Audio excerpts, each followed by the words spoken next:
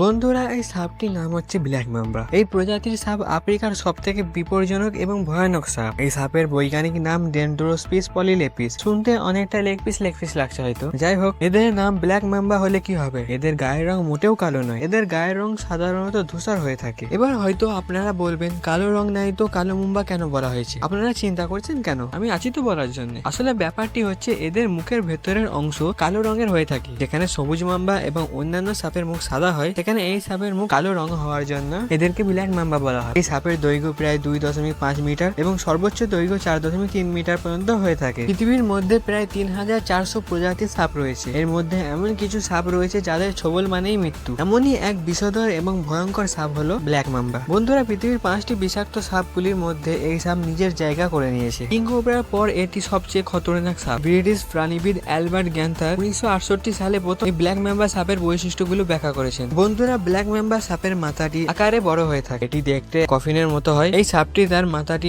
মাটি থেকে কিছুটা উপরে তুলে চলতে পছন্দ করে। বন্ধুরা, এরা শিকার করতে গেলে কোনো ছোট প্রাণী থাকলে তাদের কামড়ে ধরে থাকে যতক্ষণ না তাদের প্রাণ বেরিয়ে যায়। কিন্তু অপরদিকে বড় কোনো প্রাণী হলে তাকে ছোবল দিয়ে ছেড়ে দেয়। বন্ধুরা, এই সাপের কান না থাকলে মাটি থেকে আসা যে কোনো কম্পন এরা অনুভব করে নেয়। ব্ল্যাক মাম্বা সাধারণত নিম্নভূমির বনে পাওয়া যায়। এই সাপ মাটি পছন্দ করে। ব্ল্যাক মাম্বাকে প্রায় উষ্ণ ঢিপি বা গাছের ফাঁকে ঘুমাতে দেখা যায়। বন্ধুরা, বিশ্বের দ্রুততম সাপগুলির মধ্যে ব্ল্যাক মাম্বা একটি অন্যতম সাপ। এদের গতি 12 মাইলের বেশি হয়ে থাকে। আবার এই সাপের কিছু প্রজাতি এমনও রয়েছে যারা ঘন্টায় 19.5 কিলোমিটার বেগে যেতে পারে। এরা সাধারণত ছোট পাখি ও স্তন্যপায়ী প্রাণী খেয়ে থাকে। ব্ল্যাক মাম্বা 6 থেকে 20টি ডিম পেড়ে থাকে। বন্ধুরা, হয়তো আপনারা জানেন না যে ব্ল্যাক মাম্বা কিছুটা লাজুক এবং নার্ভাস টাইপের হয়, যার ফলে যখন কোনো মানুষ এই সাপটিকে তাড়া দেয় তখনই এই সাপটি তার দ্রুত গতিতে সেখান থেকে পালিয়ে যায়। কিন্তু মনে করবেন না যে এই সাপটি আপনাকে সবসময় ছেড়ে দেবে। যদি কোনো সময় ব্ল্যাক মাম্বা রেগে যায় তাহলে আপনাকে মেরেই ছাড়বে। কারণ ব্ল্যাক মাম্বা তার শিকারকে আক্রমণ করলে বারবার কামড় দেয় এবং তার 2 ফোঁটা বিষই তার শিকারকে মারার জন্য কাফি হয়ে থাকে। কিন্তু এরা বিনা কারণে কাউকে আঘাত করে না। ব্ল্যাক মাম্বা বন্য অঞ্চলে প্রায় 11 বছর পর্যন্ত বেঁচে থাকতে পারে। অপরদিকে যেসব ব্ল্যাক মাম্বা গুলি বন্দী থাকে তাদের আয়ু এদের থেকে বেশি হয়ে থাকে, প্রায় 20 বছর। যাই হোক বন্ধুরা,